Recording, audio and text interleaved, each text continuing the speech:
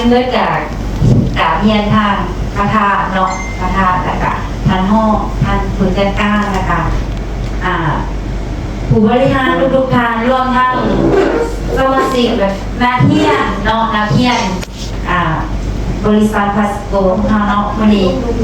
ความรู้สึกส่วนตัวเนาะโอ้ยตื่นเต้นความรู้สึกส่วนตัวเนาะก็คือภาคภูมิใจหลายเนาะการที่ว่าขับเคลื่อนที่มาหอดจุดนี้เนาะก่อนเบิดกะขอขอบใจเนาะทางคณะอาจารย์สอนตั้งแต่เริ่มต้นเฮียนเลยเนาะตั้งแต่เริ่มต้นเขามากล่าวค้าเขามาอยู่ในบริษัทพัสโกหรือว่าเป็นครอบครัวสมาชิกของบริษัทพัสโกก็เริ่มเฮียนหูเนาะโตขาพระเจ้าเองกะเนี่ยค่ะว่าเคยผ่านระบบเครือข่ายมาหลายเนาะแต่ว่าทุกๆบอนเนาะก็บอกเลยว่ามันโบคือบริษัทพัสโกลาวเพราะว่ามันโบมีความชัดเจนแบบนี้เนาะแล้วก็บ่มีการให้ความรู้แบบซิดซ้อนแบบซ้อนให้เราเข้าใจเหตุการณ์ธุรกิจจริงๆเนาะเพราะว่าข้าพเจ้าเริ่มต้นเข้ามานี่ข้าพเจ้าคิดว่ามันจะเป็นคือเครือข่ายทั่วไปเนาะมันจะเป็นคือเครือข่ายทั่วไปก็คือเข้ามาแล้วก็ต้องวิ่งเต้นหายอดหรือว่าลุยแบบบอกงานว่าลุยหาคาในน้ำอย่างสินะกันเลยว่าตอนพ่อเด็กเขามาศึกษาเรียนรู้นอกพัฒนาก็คือจากการไหนข้อมูลซิซ้อนจากอาจารย์ทุกทางนี่แหละที่เราไปไหนข้อมูลมากกันเริ่มต้นเขาใจธุรกิจว่าโอ้การนี้เขาจะกล่าวเขาไปได้สูงใดก็คือเขาต้องพัฒนาตัวเองก่อนโดยการที่ว่าทำความเข้าใจกับผู้แบบธุรกิจของบริษัทพัสโกลาวของเราก็คือเสริมว่าหนึ่งคือให้มีองค์กรก็คือว่าง่ายว่าการสร้างทีมที่125เนาะเฮ็ดที่125ได้เนาะที่125ได้โดยที่ว่าบอกง่ายว่าถ้ามาเท่าแล้วเนาะเท่าแล้วการเทียบท้าว่ายากบ่ยากแต่ว่าทุกครั้งที่อาจารย์มันสอนไปข้าพเจ้ากะเอาบอกง่ายว่าเอาความเข้าใจของตัวเองที่ว่าเอามาแบบเวลากลับบ้านกันจะเอามาแบบว่าศึกษาแล้วก็มาปฏิบัติต่อว่า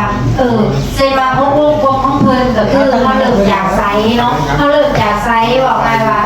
ถ้าเขาอยากเป็นธุรกิจหรือว่าเป็นเจ้าของธุรกิจหนึ่งมาเขาต้องมีการคิดคนเนาะคิดคนโมเมนว่าหลายคนเข้าใจว่าอยากไปสูงแต่ว่าบางเทื่อกะบ่อยากเรียนรู้กับมีจังซี่หรือบางคนเรียนรู้แล้วกะเรียนแล้วก็แล้วไปบ่อยากเฮ็ดซะนั่นมันจริงบ่เกิดผลเนาะฉะนั้นแล้วการเรียนรู้นี่ลองเฮ็ดโหลดเฮ็ดด้วยตัวเองเนาะถ้าเฮามั่นใจนี่เฮ็ดผิดเฮ็ดถูกบ่มีไผว่าหยังถ้าตัวใดมันผิดพลาดเฮาแก้ไขถ้าตัวใดมันถูกเฮาก็นำใส่ข้าพเจ้าก็เชื่อว่าทุกคนนี่บ่ฮู้ดอกว่าสิ่งใดที่ตัวเองผิดแต่บริษัทพัสโกของเราเพื่อจะให้ทิศทางและแนะนำสิ่งดีๆแน่นอนว่าสิ่งใดที่ว่ามันผิดพลาดแก้ไขถ้าว่าพออยู่นี่เนาะเขาจะมีครูอาจารย์ตัวใดที่เขาบ่เข้าใจจ้อเลิกเข้าไปเนาะแต่ก่อนเนาะข้าพเจ้าไม่เรียนรู้ข้าพเจ้าเรียนหลายเลยนะเรียนหลาย50กว่าชีวิตเนาะ50กว่าชีวิตข้าพเจ้านี่บ่จักหยังเลยโดยเฉพาะนี่ภาษาอังกฤษนี่เว้าหยังก็เป็นอันชื่อคำประธานถามบอกได้นอกคำอาจารย์ท่านห้องบอกว่าอยากให้นักเรียนนี่ถามจนอาจารย์ตอบก็ได้นั่นแสดงว่านักเรียนเขาจะเรียนเอาคำภาษาบาลีอย่างหนึ่งและอยากถามภาษาบาลีโตหนังสือที่ไปบอกมาอาจารย์ตอบก็ได้นั่นแสดงว่าข้าพเจ้าชนะตัวเองในตอนที่ข้าพเจ้าถามน่ะมูนักเรียนทำการหนีหัวควันข้าพเจ้า40กว่าคนในหัวแบบหัวทั้งหัวแบบว่าแบบในความคิดของกระเจ้านะก็จะคิดว่าข้าพเจ้างงแต่ถ้าเฮากล้าถามในสิ่งที่เฮาบ่ฮู้สิ่งที่เฮาบ่จักนั่นแสดงว่าเฮาบ่ได้ต้องการชนะใครแต่เฮาอยากชนะตัวเองแม่นบ่ฉะนั้นแล้วความเข้าใจของข้าพเจ้าเนาะที่เดินมาฮอดตัวนี้ข้าพเจ้าภาคภูมิใจหลายนี่เป็นเดือนที่8ที่ว่าข้าพเจ้ามาอยู่ในบริษัทพัสโกลาว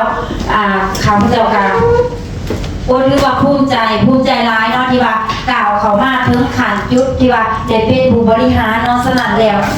ความเข้าใจของข้าพเจ้าถ้าว่ามือใดเฮากล้า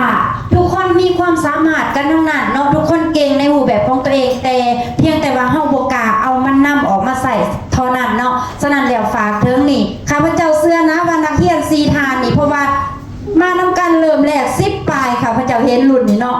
สุดท้ายไก่สิเยี่ยนจบแล้วเหลือ4ทานนี่4ทานนี่จะเป็นเบอร์หนึ่งของพัสโกลาวในครั้งต่อไปแหละค่ะมั่นใจว่าทุกคนจะได้เดินมาอยู่จุดเป็นผู้บริหารเซ็นกันกับข้าพเจ้าไว้นี่เนาะสำหรับข้าพเจ้าก็จะมีประมาณนั้นเนาะพระนาทีปัจจัย